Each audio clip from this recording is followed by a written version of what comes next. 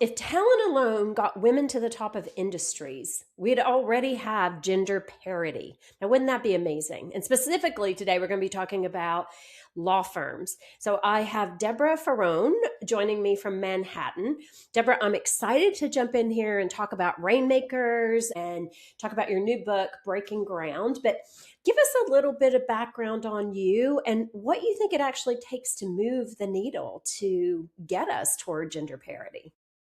Well, my background is similar to yours in that I've run larger organizations. I was the chief marketing officer for two prestigious law firms that are international and had also been teaching at NYU. And I think all of that really prepared me to be able to consult with individual lawyers and consult with law firms to get to know why they weren't developing business or what I could do to help get them to develop business. And so that's kind of what I do for a living. But I really felt that there was a drumbeat from women saying that they were having a tough time developing business. And therefore, in law firms, business development is directly correlated to leadership positions. You have to be able to be a rainmaker in order to move that needle. And so while I'm not equipped to handle the bigger issue of why we have a biased society or why there isn't complete gender parity, I do know that having this ability to sell, whether you're at a law firm, whether you're at a car dealership, wherever you work, having that ability to sell has a great value. It's a wonderful asset. And it will allow you to earn more money. It will allow you to take more leadership positions on. And I thought, that's something I know about. That's an area where I can help women. I love it. I love it. I love it. Well, and I think often there's this hesitation when you think about sales to begin with, right? Because you don't want to come across as salesy or I'm just looking for something. And so the building the relationship becomes, I think, so important, right? Really does. Yeah. It's something that I tell people who are graduating law school, start now. The people sitting next to you, if you look at it when you're in school, if you look Mhm. to the right and look to the left, someone is going to be a client or a referral source down the road. So you really need to start developing a network, I believe, early on in your career. And in fact, many of the firm leaders that I've spoken to over the last 2 years have said to me, my largest client is someone I've known for decades. And so that tells me start early, start developing relationships, figure out how you're going to stay in touch with people, but don't wait until it's too late and you decide you want to pick up the phone and call someone you went to school with. Make sure that you're staying in touch with them along the way.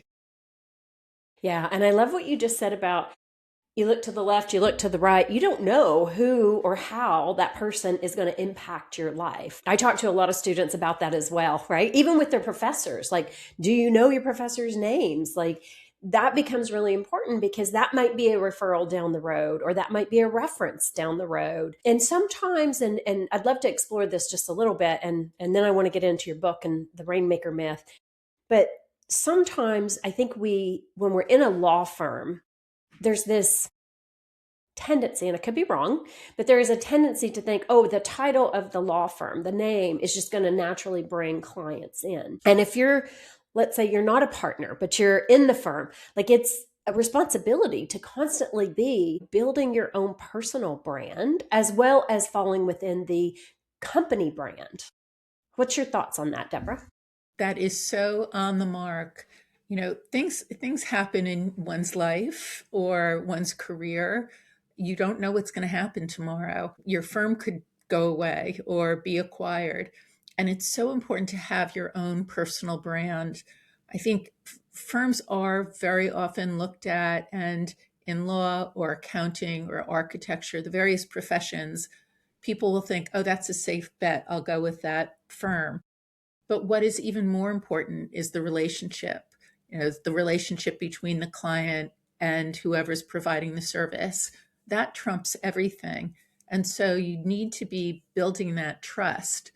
If you don't, you're really at the whim of other people and what happens to a company or what happens to a firm. And I think there is a tendency, especially for people who have gone through a prescribed route, like going to law school or going to business school and then going into a professional company, believing that the company will take care of them, will train them, will nurture their career. And that's really, I think, something from the bygone days. And although there are firms out there, great firms with terrific training programs, I really do believe that as a professional, you need to take responsibility for building a network, particularly if you're a woman. Yes. And you need to make sure that you are constantly re educating yourself to build your expertise.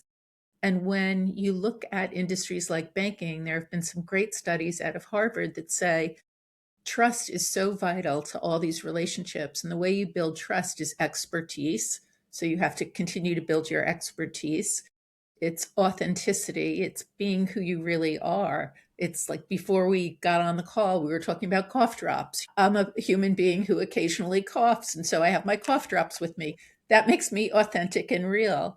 And also the last thing is empathy, showing you're empathizing with someone, you know where they're coming from, you feel for them. And so those are the things I think we need to work on as individuals and not necessarily wait for a company to train us on these things. Yeah. Well, and when you were saying that, of course, my mind goes to a number of clients I've had through the years who were always reluctant to work on their personal brand, right? Or showcasing themselves through even social media like LinkedIn, right? LinkedIn is a very powerful tool.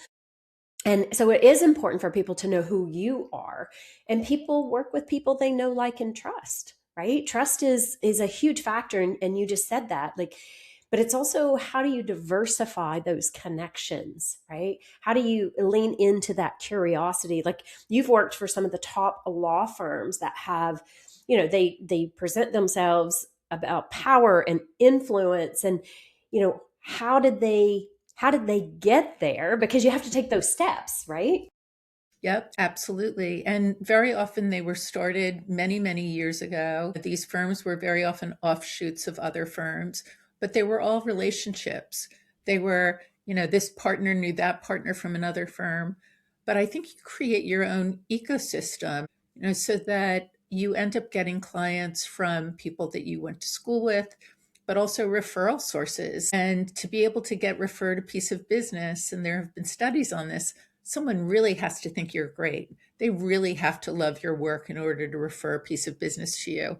So working on that expertise portion at all times is important. I think as women, we always thought, and my mother used to use this expression, good, better, best, never let it rest until the good is better and the better is the best. Wow, I love that. Great And quote from mom. it was to tell my sister, who's a physician, and me, always try to be your best. And what I realized years later is, yes, you want to be your best. You might not be the best when it comes to certain things. I'll never be an athlete. I'll never be the best at hiking or golf or tennis. But I think it's just to try to be your best, but then also not to be afraid of promoting yourself on LinkedIn where your potential clients are. And what a great tool LinkedIn is. I mean, it's It's really, amazing. it's democratized marketing. Everyone can market themselves or reach out or build their network or stay in touch with people. So yeah, there's no excuse not to be on LinkedIn if you're in business of any kind. And building that consciously, right? Being very intentional about building. Like, I will often hear pushback where people will say, well, I don't really have anything to say. And it's like, but you actually do, right? It's just getting comfortable with putting yourself out there and knowing, who cares? If you don't get a lot of likes, that's okay. That's not why you're doing it. You're sharing, you're building relationship, you're giving people a glimpse of who you are. And that goes back to the authenticity that you were talking about. And people want to see what's real, right? Like, and I think for women especially, men have been great at this forever, right? And the referrals do come easily because, like, oh, my buddy Joe, you need to talk to him about this. Women, we don't ask enough to be referred, number one. But also, I think because we have this invisible workload from whether we're caregivers at home for little ones or parents or whatever, it's, how do I make time? And I hear that a lot. How do I make time, Vicki, for networking and connecting with people?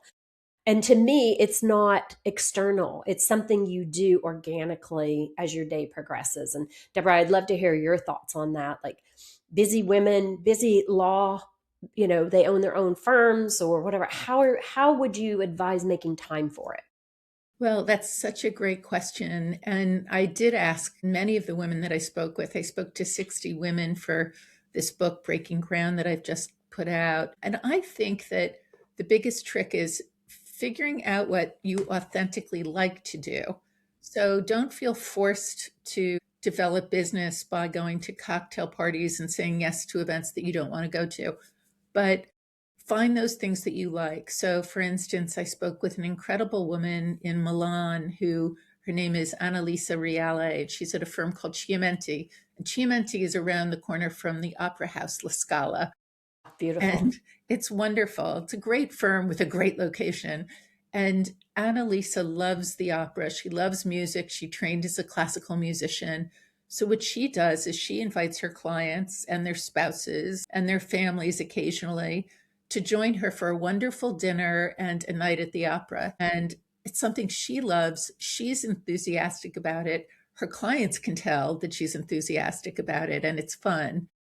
So it doesn't have to be the opera. It can be taking a hike. If you're a person who loves walking, I have a wonderful friend who lives in California, and when her clients are in town, or just when she has a lot of colleagues who are visiting, she will go take a hike with them. It's something she loves, and they don't even discuss business. But I think finding those things that you like makes a big difference.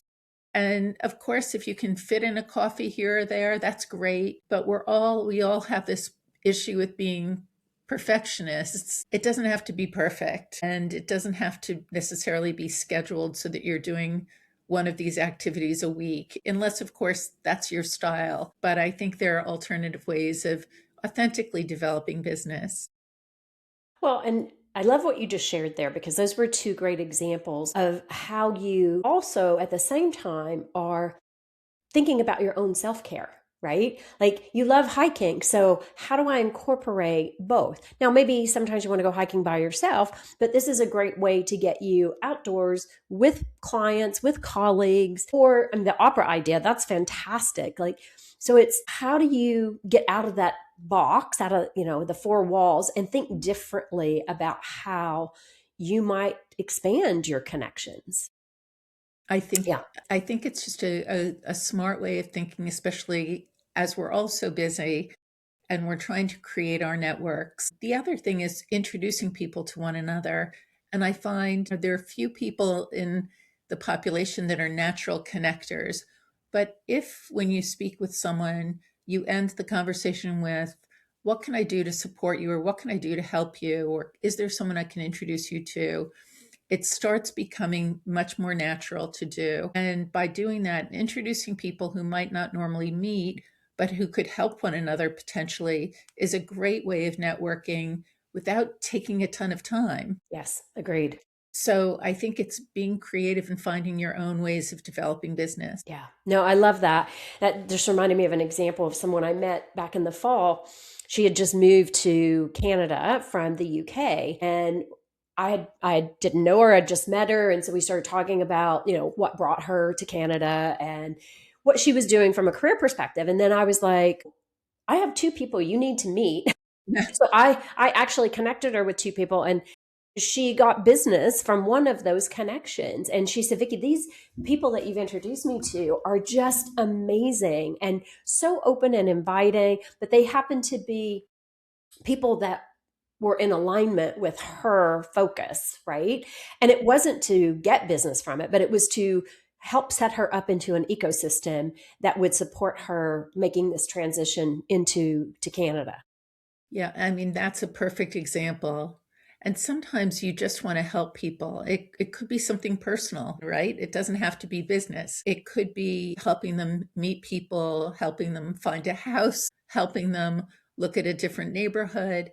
You know, my who sold real estate would very often say, you have to give things. You have to give things for free, whether that's your advice, whether that's a connection.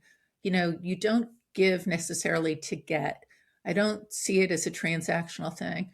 but I do see it as it's a goodwill thing, and it comes back in lots of different ways. I know a lot of people, particularly not women, who are more transactional, who will say, well, I made this connection for you. What can you do for me? I don't think that's great. I think, you have to do things because it feels right to you and you want to help people. And those are the best professionals anyway. Yeah, 100%. I struggle with people who have an expectation of, if I do this for you, you do this for me. You should do it because you genuinely want to do it. And that's just my opinion. Right. And I totally agree with you, Deborah. I think that it comes back in some way, somehow, at some time, but it's not expecting that. You do it because you want to do that. And there will be people who are takers. And well, if you do it, like I know a couple people, like you do it once and then they go, well, now who are you going to introduce me to? And it becomes very transactional. And you have to be careful with that as well, because whoever you're connecting them with, that energy is there. Right. And so being very mindful and conscientious of, does it make sense for the connection? Right. Right. Yeah. Absolutely. Is it going to help both sides? Yeah, exactly. So your book just released recently, Breaking Ground, and I'd love to talk about the Rainmakers that you interviewed. And really, I know we're going to talk specifically about law, but how do women build these thriving practices versus them being stuck in a situation, even though they're highly, highly capable? Right. Well, at so much of law firms, you're rewarded for origination, for bringing in a client. And that can be, very difficult if you're constantly working on other people's matters and the firm is not set up in a way that they're going to compensate you for that. And that's something that we see at a lot of law firms. That could be a whole other book. But I think what it means to women is go out there and build your own business. It will allow you a couple of things. It allows you to choose the clients that you want in the industries that you want. I mean, what could be better than that? You have the ability to do that. It gives you the freedom, more freedom with your day-to-day life. If you don't want to do M&A and you want to do trust and estates, choose a practice that maybe allows you a little bit more flexibility to get home for dinner. I think that's a big consideration. And most importantly, it gives you the freedom that you don't have to stay in a bad situation if you're not happy. And the same thing is true with finances, isn't it? It's, you want to be in control of your ability to maintain yourself, right? And to be able to make money. And I think that that's very important for women. So you can build a practice. The first thing I tell people to do is so basic. And you may do the same thing, but I tell them to write down on a piece of paper what it is that they want to achieve. Like literally take a piece of paper and a pen, because I think your brain registers it more when you're doing it in handwriting. Mm-hmm. Yeah. And write down, what it is, what the practice area is that you want to build, and then create a plan, just a one-page plan. Who do you want to have as clients? How are you going to do it? And then think about the tactics. So create a strategy before you create the tactics. But I'm a big believer in literally writing it down. I used to have these wonderful people who worked for me at my last firm, and we would talk about business planning. And one of them would come in with a beautiful binder with multicolored tabs. And she'd say, this is the practice plan that we're using for this practice group. Isn't it great? And it was filled with research, which is very important. Lots of spreadsheets and Gantt charts and all these things. And then another person would come in who worked for me, and she would have a 2-pager. And which one do you think actually was accomplished? It was the 2-pager because it was succinct, it was to the point, the partners agreed with it, and we could get it done. And I always think of that when I'm talking to people and talking to law firms about how they do their planning. You want it to be actionable. And as a person doing this for yourself, you have to think, well, if my potential clients are in the arts industry, how do I get in front of them? Which organizations, and who do I know who can make introductions? Absolutely. Absolutely. I love that. I'm more like you. It's like, write it down. I did a group of women last week where we were talking about their values and vision. And that was one of the exercises that we did. We identified what those top 3 values are, what is completely non-negotiable to you. And then we just did a magic wand exercise where it was very much about writing down if you could, there's no limitations whatsoever, financially, resource wise, what would you be doing? How would you create it? Right. And then we talked about saying it as if it's already happened, right? Because to your point, when you write it, when you're seeing it as if it's already there, it starts to become more of a reality because you step into what it is you expect, right? You're not wishing or wanting, you start to behave and present yourself as if it's already happened. It's a great point. That is a So great point. thank you. And so you talk about authenticity driving success this year.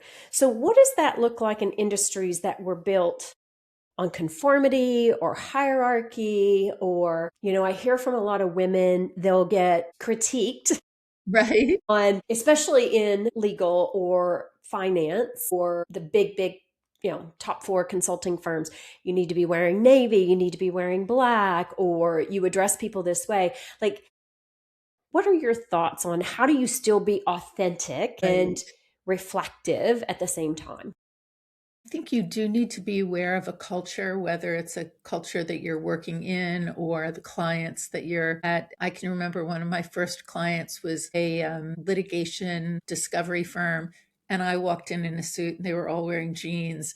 And I just had to like laugh at myself. And I did in front of them. I was like, shoot, I should have worn my jeans. So some of it is, yes, you do want to somewhat mirror the environment that you're in, but you also need to be able to express your creativity. I think that's a must. And if you're in an environment that really scolds that, then I would think about leaving. Yeah. I think most firms, as long as you're wearing something that's appropriate, and you're not wearing cut off shorts or really raggedy jeans, I think, presenting yourself professionally is very important. And you need to think about how you're going to be perceived. But if someone comments about you're wearing bright colors or having long hair, um, it's just not appropriate anymore. So, in fact, one of the women that I interviewed for the book, she's incredible. Her name is Roberta Downey, and she is a partner at Vincent and Elkins, a big law firm. And she's in London. She does construction law. She is always wearing bright colors. She's always wearing bright pink or bright yellow, and it's great. And she said, look, if it was good enough for Queen Elizabeth, it's good enough for me. I want to stand out. I'm proud of who I am, and I want people to notice me, and come talk to me for my brains. But yes, I can wear a bright color, and I think that's terrific. Well, and I love what you said there about, there are sometimes there can be norms within an organization. And if that doesn't fit your values, your style, you do have to think about that, right? Is that the right space for you? We were talking before we came on the show about, I used to run the Bombay Furniture Company. And I remember the gentleman who hired me, he would show up always in like golf shirts, right? And then one day he said to me, because I showed up in a suit. And similar to your jeans story, he said to me, he goes, Vicki, you're so formal. Like, you need to relax. And I said, this is relaxed. Because I felt best when I'm in a suit, right? Like, I Right. wouldn't be the type of person that would feel comfortable going to a business function in jeans. That's just not, because I don't wear jeans a lot, right? Like, that's just not my lifestyle. So I think you do have to play with that a little bit to find what is authentic for you. And I'm always like, typically, like today I have on a winter white sweater, but normally I would be in bright colors, especially like my corporate colors. And I love that. It's feminine, but there's a lot of power in what you wear, how it makes you feel when you're engaging with others. Oh, it's so true. And I look back at my closet and what I used to wear, and I admit most of it was black. Some of it on an exciting day could be navy. I had a couple of navy suits. I was really pushing the envelope there. But that's what most people were wearing. And I also felt that, people used to say dress for the job you wanted. So I would pretty much buy expensive suits, which I have since sold on the Real and eBay, because I really don't need those things anymore psychologically or, physically. And when I When I see clients, yes, I wear a jacket and I wear nice pants, but I don't necessarily wear, the matching suit that I used to wear. I'm very comfortable. Like, I agree with you. You have to be comfortable in what you wear. You have to feel like this is me. This is a reflection of who I am. Yeah, I think that's so important because you're going to present yourself much more confidently and comfortably, Right. right? When you're being fully you. And so that becomes even more important. So when I know you interviewed all these amazing women, did you talk about some of the unwritten rules and what helped them to be successful in navigating the different things that, happen when you're navigating, especially the legal cultures? I would. Yeah. It depended on the age. The older the women, the more adversity they had faced, I think, Mhm. earlier on. I think some of them did have a tough time, but what I found is that they relied on their networks and they had role models for the most part. So their networks became so important. In fact, one woman I spoke with, Ellen Holloman, who's a great litigator based in New York, said to me that she is still friendly with the kids that she met from what was called a Jack and Jill Club. It was a club of young kids whose mothers had asked them to join when they were children because most of them were African American Mhm. and they wanted to give them a sense of community and also teach them certain things, anything from sports to table manners to life lessons. And it was a great program. And she said to this day, now that she's been a practicing partner, she runs across people from that group and they refer business to one another and they're friends with one another. And I just thought that was great. And I do see women building networks. Another woman who's in the arts and sciences was telling me about the people that she's met, through going to the theater, through being involved in film and different industries. So I think that network has really helped. And I do think role models, I think they're still very important. And Mhm. in fact, in law, only 25% of the large law firms in the United States are led by women. And I think role models are important. So you do find women who have found either women outside of the law or within their firms, or sometimes men within their firms, but they have found role models and asked questions. And some of those role models go further and become sponsors. So I think those are two ways that women have found their ways to build their practices. That something you tapped into there, I think, is really important. And this is true in a lot of industries, financial industry for sure, what you're talking about.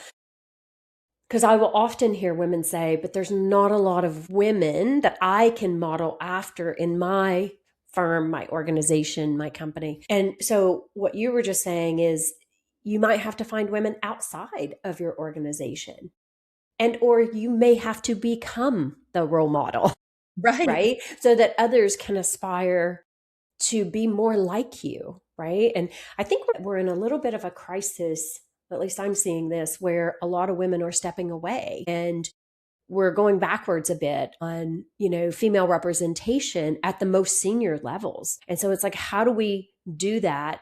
How do we continue to sit at the table, make space, and have an impact on the next generations that are coming up? Like, women's contributions are huge, and we need the voices sitting at the law firms, the financial institutions, all of it.